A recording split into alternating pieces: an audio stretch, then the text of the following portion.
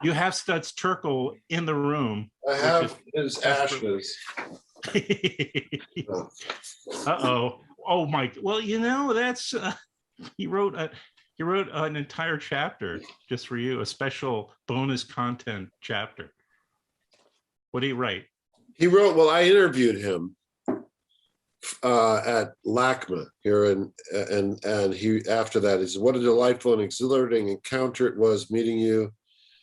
What moved me most, aside from your giftedness, was your graciousness in conducting the evening. I was absolutely knocked out. As a Chicagoan, I can simply say, you're the best, kid. With admiration and affection. Must be unpleasant to have to read that. You You know, know, you choke on those words. It's so unpleasant that those words are so nasty, right? nasty. Exactly. He was amazing. And you know, I've been so blessed to meet some of my heroes, and he was one of them. And his books really kind of,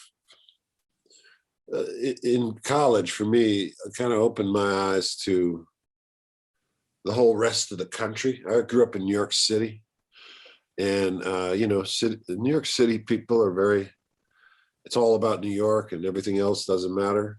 Yeah. And I guess Studs was the person that kind of broke that illusion and said, hey, pay attention to the rest of the country. There's real heart out there, real resilience and character. And, you know, that's what I love about the book Hard Times, is it reminds us of our humanity, our shared humanity with these people. What was your introduction to that? Was it the what you just mentioned? Was that your introduction to him? Had you been introduced to his work as a young person? Or? Yeah. In college, I discovered Working and the one you have, The Good War, and Hard Times, Division Street. But it wasn't until the pandemic that, because I'd always wondered, how would you adapt that for the stage? And Working did it. But I was always curious about the other books. And then when the pandemic hit, we realized really quickly that we couldn't do theater on Zoom. You know, you're asking an audience to believe that, like, if you and I were doing a scene, we're in the same room. And there's also the timing issues, and it just seems so wrong. And Zoom isn't quite a film medium either. So we had to find this middle ground, which, as we worked on Hard Times, we realized was this, just simply making contact with the viewer through this little lens that's in our computers, and trying to imagine, as I told the actors, imagine that you're sitting across from someone at a bar, one person at a bar, a coffee house, you know, a library, wherever, but it's one person. Just speak to one person and see if you can find the contact there. And I feel like my actors have really done it, and that's why I'm here to talk to you. I feel like they've done something that has kind of broke through this Zoom curse. And well, the form lends itself to, I mean, if any does, I guess, oral history in a way, because they're monologues, it sort of works.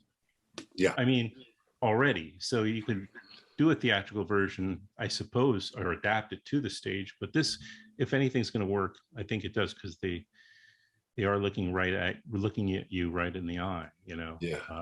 And there's, the Actors Gang. What is this your company? Or I did some due diligence. I see that they work with group rehabilitation institutions, or that's at least one of their focuses. So they'll go to, prisons, among other types of spots, and they'll work with the residents in doing theater exercises and perhaps other things, and find that it lends to rehabilitation. It's really worked. It's why we expanded the program. We started in one place, one prison, and we soon found out that the incarcerated men that we started with had really responded, in a very positive way. It wasn't until later, after we'd been doing it for a while, that we started to do studies and understood the numbers of it, which are really great. 10% of the people that take our program reoffend, as opposed to 60% statewide. Mm-hmm. And we have an 89% reduction in 115s, which are in prison infractions. So with people that have been through the program. So the prison system in California has been very open to us expanding and helping as much as we can. Whatever bandwidth we have, we go in and work. So we're in 15 yards right now in 13 prisons. We do also work with incarcerated youth in our community here in Los Angeles. And we also have a kind of a re-entry program that works with people that are in halfway houses in between prison and being allowed to be free. In addition to that, we also have an education department which works in the public school system with the same aim in mind. Basically, the idea is to allow a safe place for either our young students or our incarcerated men or women to express emotions that a lot of times, because of the way that their environment, because of the environments they are in, they're not allowed to express. For example, in prison, there's one predominant emotion in order to survive, is anger. You don't show fear, you don't show sadness. These are things that weaken your safety. And in school, it's with kids, kids are told all the time, smile, be happy, right? Adults, either parents or teachers or others, are uncomfortable with those other emotions. They're don't be angry. Don't you get angry with me? Or what are you scared of? Or, don't be sad. Come on, cheer up. And kids go through all of those emotions, and they're constantly being told not to express them. And so here we have a safe zone, either in the classes that we go to when we're doing in person, or at our theater when we bring them in for after school programs. There's a safe place for them to express emotions. Now, how do we do that? Through character. We introduce them to commedia dell'arte stock characters, so that it's not really them expressing their emotion. Right. It's a workaround. You circumvented the weakness problem. Like, in other words, if they did this as themselves, they would be opening themselves up to potential, and this way they become expressing their emotions through a character. And so they become the angry servant, or the angry master, or the sad lover, but all of it is play. But in the long run, what it basically is doing is patterning you to be able to decide which emotion you're in. So we find, after we do these improvs in prison, these guys, if one character comes in that's angry and another character comes in that's angry, the facilitator will say, well, you can maybe pick a different response to anger. See what happens to the scene if you respond with one of the other emotions. And, the angry guy comes in, this person is terrified and shaking, immediately there's laughter, right? Immediately we understand that it's kind of fun, right? Yeah. Well, underneath what is happening also, as they tell us later, after a few weeks of this, is that they're out on the yard and someone comes up fronting to them and gets in their face, and they are able to realize they don't have to take the bait. They don't have to go to anger. They can control their emotion to another emotion. That's powerful. And this is what reduces in-prison infractions, in-prison violence, is because we're breaking it down in the room. And we insist, by the way, that our rooms are integrated, that they have all the different factions that divide themselves on the yard, but cannot divide themselves in the room that we work. And so they're You're talking about kind of racial or gang related? Yes, yes, racial and gang related. Yeah, which are right usually. Prisons are incredibly self-segregated. They are, it's tribal. They keep in their own group, but not in our room. So in our room, at some point, we take them through a exercise to one of the characters has died, and we take them to their funeral, and they all have to place a flower on the grave and say something under their breath as words of goodbye. And then they all are there, silent, looking at the dead body or the dead, and then we say, look at each other. And that's when it all breaks down, because they see the human being next to them that is capable of empathy, is capable of emotion and caring.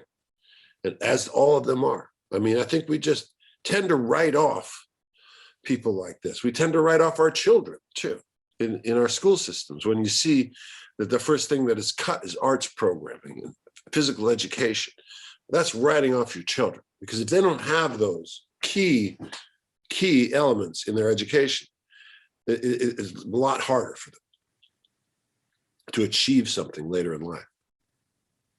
Well, I think it's so cool how you kind of essentially collected empirical data for the prison system, and now for them, and they know they have some evidence that that this works. Well, we had a guy come for the head of the Department of Corrections. I was able to get him to come watch pretty early on one of the programs, and he immediately knew. He said, "This is not arts in corrections. This is cognitive therapy. This is good. This works." So did you you already had you had this rather acting troupe, the Actors Gang, as it's called in LA, and they already were doing this work we've just been talking about, and then you just realized, oh, you came up with this new project, which is We Live On, which is the adaptation of Studs Terkel's Hard Times, and you just took them and you said, here's a new project to do, since we can't go into the prisons anyway, right? Assuming. No, they're two separate things. We still kept up our prison program. We couldn't go in the prisons, but we started writing to them, we started sending them packets. So we kept our work going. Okay. I have an incredible staff of people that just don't take no for an answer. And as soon as the lockdown hit, they were immediately adapting their programs to this new medium. And our education became a virtual. And we actually expanded our education program during COVID.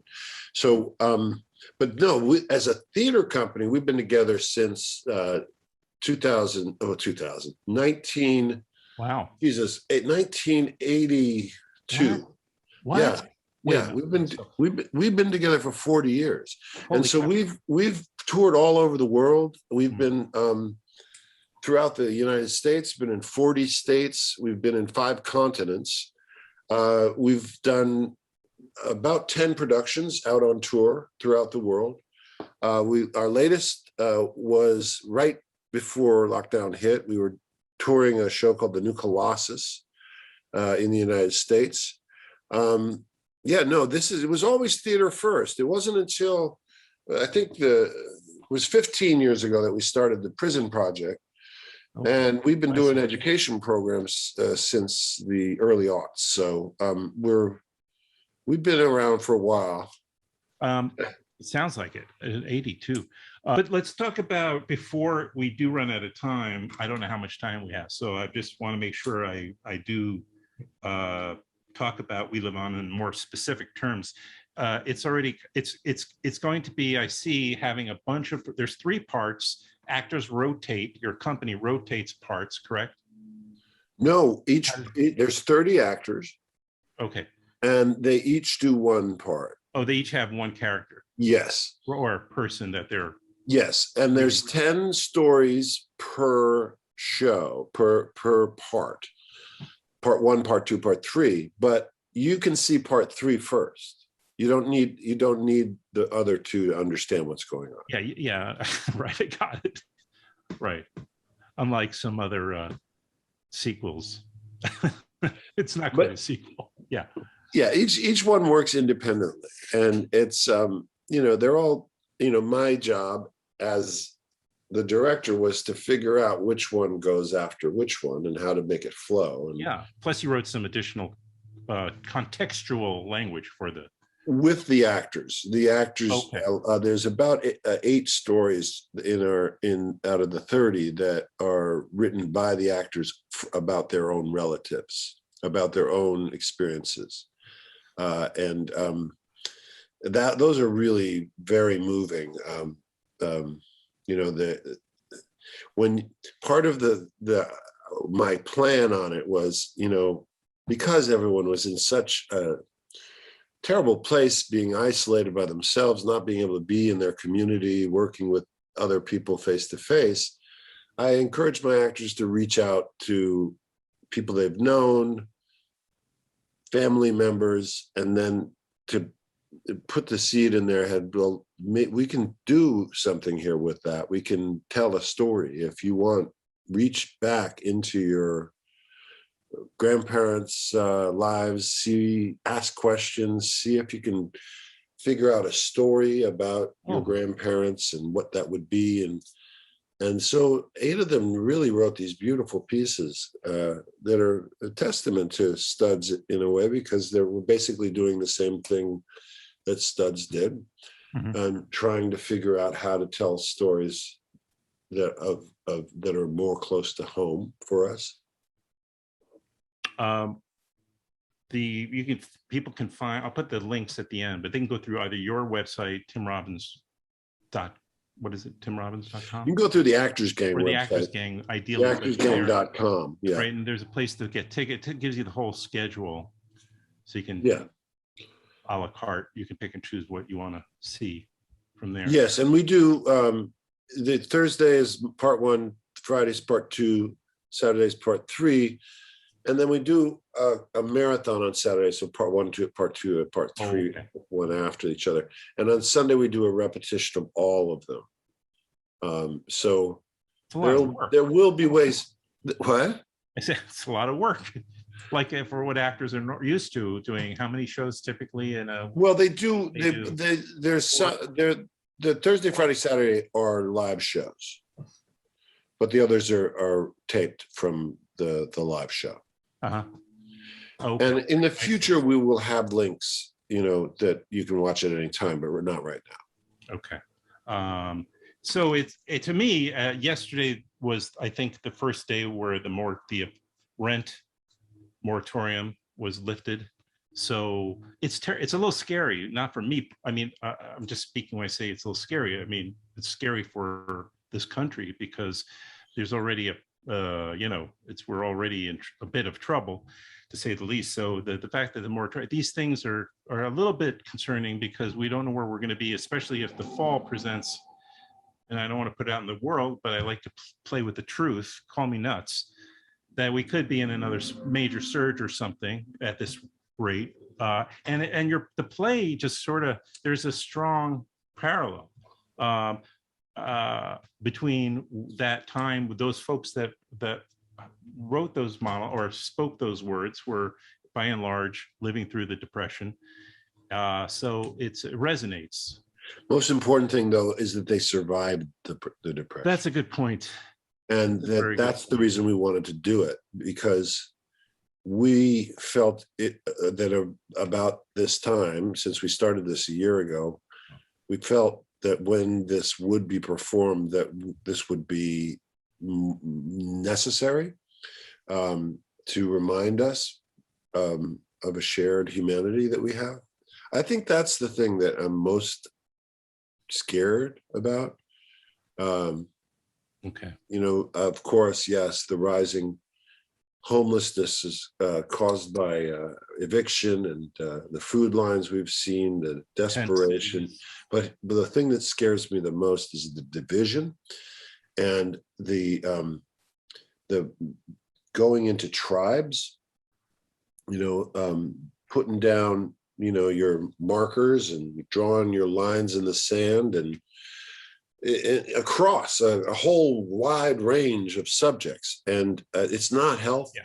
No, it's not healthy. It doesn't end well, and we have to figure out a way to be more generous with each other and to be more forgiving. And it's not going that way. There's not. I can't think of anybody really in the media that is doing that. It's just, it's all about selling things through hostility. And yeah. it's that never ends well. And maybe what we need to do is we need to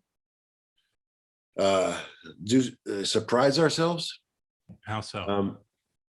To I don't know, figure out a way that we can reach out to someone that we've written off for whatever reason, and say, hey, listen, you know, we disagree, but you're my brother, sister, fill in the blank.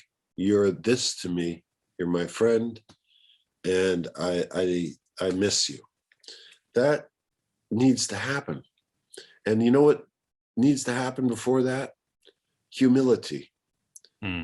We need to be able to say we might not be right about everything, regardless of who's telling us we are right in this, in our Twitter feeds, and how much we're buoying ourselves up with our unity against something.